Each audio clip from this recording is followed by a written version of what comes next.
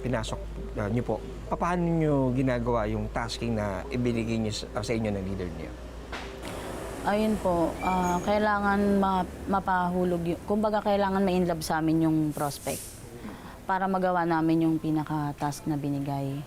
So, every day, hindi pwedeng walang video call na nangyayari. Pero mula sa love scam, napunta tayo sa usapin ng totoong love, no?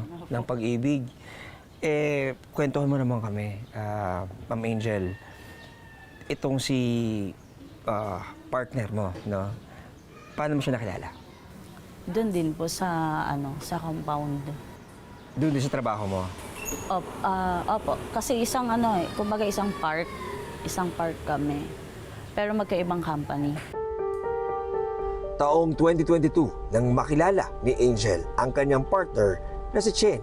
Hindi niya tunay na pangalan, isang Chinese national. Anong bagay tungkol sa kanya yung na-inlove ka sa kanya? Yung nahulog yung loob mo sa kanya?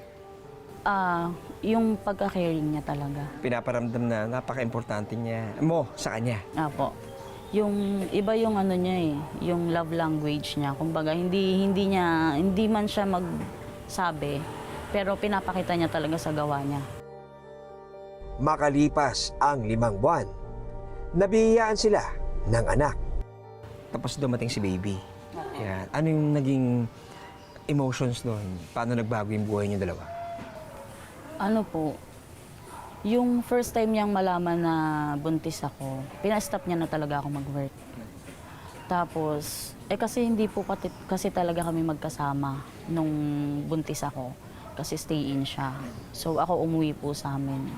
Pero everyday naman, kahit papano, hindi ko nararamdaman na hindi ko siya kasama. Pero hindi pa man nasisilayan ni Chen ang pagsilang ng kanilang anak. Nawalay na siya sa kanyang mag-ina matapos mariid na mga otoridad ang pinagkatrabahuan ni Chen. Lagi niya nga pong sinasabi sa akin na yung nangyari sa kanya ngayon, yun po talaga yung pinakamalaking pinagsisisihan niya sa buhay niya. Kasi yung anak niya, 3 months pa lang po, nahuli na siya. So kumbaga lumaki yung anak ko na wala talaga siya. Tapos ngayon magto 2 years old na, andyan pa rin siya sa loob. Ni walang progress kahit ano.